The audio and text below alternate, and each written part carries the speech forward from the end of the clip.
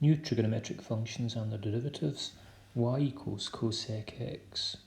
Cosec x is defined as 1 over sine x,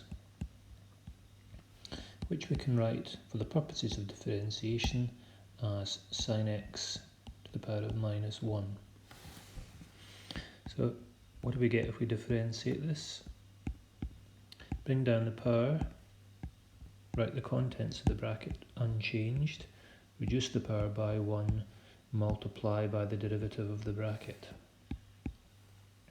So we then have minus 1 cos x, and I'll move the sine squared x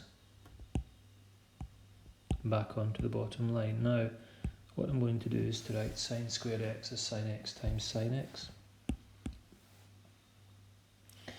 Maybe I'll even write it as minus 1 over sine x times cos x over sine x. Now, we just defined 1 over sine x as cosec x. So that's what we have here.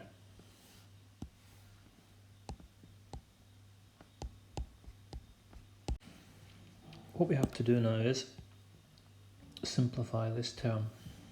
You may remember from 4th year that sine x over cos x equals tan x. But we've got it the other way around. We've got cos x over sine x. Now, what I can do with this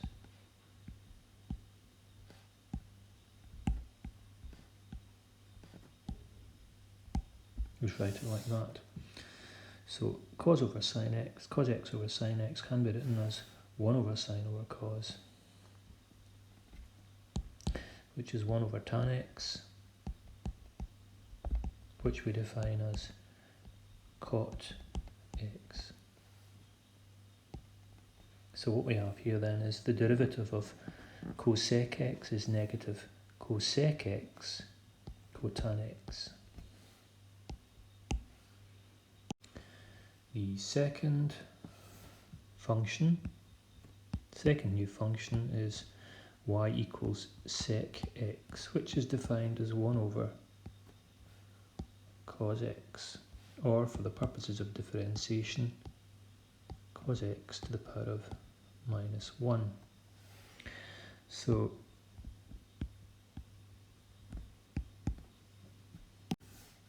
bring down the power, leave the contents of the bracket unchanged, reduce the power by 1 and multiply by the derivative. So the derivative of cos x is minus sine of x. So the negatives cancel. I have cos x to the power of minus 2, which means that I have 1 over cos squared x times sine x. And I'm going to split this cos squared up. So I've got 1 over cos x and then sine x over cos x. And we already know that 1 over cos x is sec x. And that sine over cos is tan. So it's sec x tan x. The third new trigonometric function is y equals cot x, which we've already seen as 1 over tan x, which can be written as, now tan x is sine over cos, so 1 over tan x is cos x over sine x. Now, what we have here is a quotient. So we can apply the quotient rule to find the derivative. U equals cos x, u dash equals minus sine x, v equals sine x, and v dash equals cos x. And dy by dx equals u dash v minus uv dash over v squared.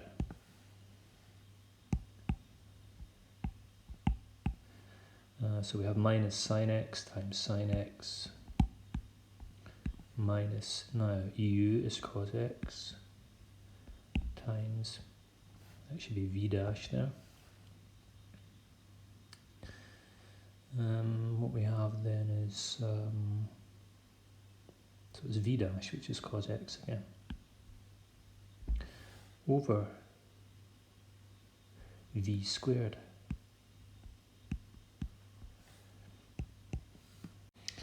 Now what we can do is take out a negative 1 from the top line, so we've got sine squared x plus cos squared x over sine squared x, and the bracket on the top line gives us 1, so we have minus 1 over sine squared x, and we know that 1 over sine x is cosec x, so the derivative then of cotan x is negative cosec squared x. Now, this is not a new trigonometric function, but we haven't yet seen the derivative of tan x. Well, we can write tan x as sine x over cos x.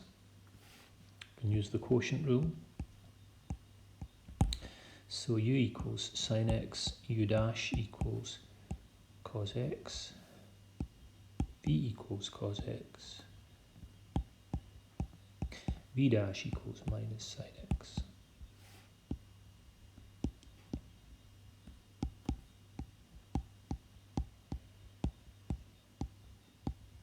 So here's the formula that we're familiar with now.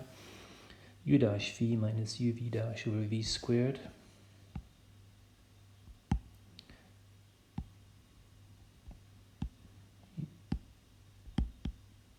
And then it's minus sine x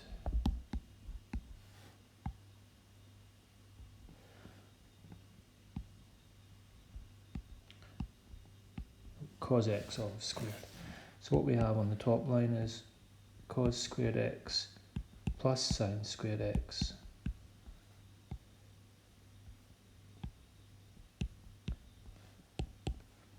over cos squared x. 1 over cos squared x then, and we know that 1 over cos of x is sec x, so this is sec squared x.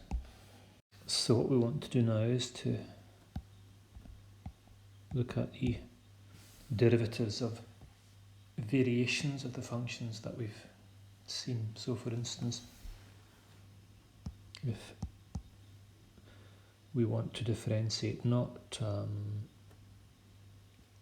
cosec x, say, but cosec 3x minus 2. So, well, you just have to learn the derivatives. So d by dx of cosec x is minus cosec x cotan x. So dy by dx then will give us, what we're going to do is to replace the x with 3x minus 2. So cosec 3x minus 2 cot 3x minus 2, but we have to remember to multiply by the derivative of the bracket, which is 3. And I'll put the 3 here to save me from writing it out again.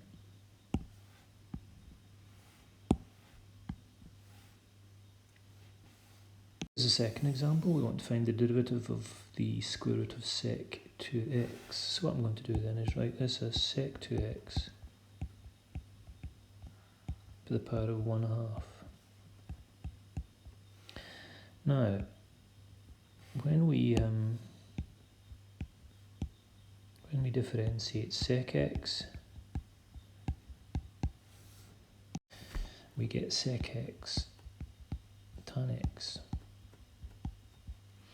So dy by dx, we will bring down the power, write the bracket unchanged, reduce the power of the bracket by 1 and multiply by the derivative of the bracket. Now, if we differentiate sec 2x, we're going to replace this x with 2x, this x with 2x, so we'll have, so it'll be sec 2x tan 2x, and we have to remember to multiply by the derivative of the bracket. 2.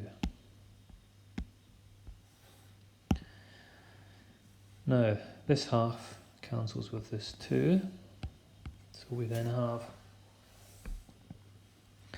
sec 2x tan 2x over the root of sec 2x. Now this term here will cancel with this one, so we end up with root sec 2x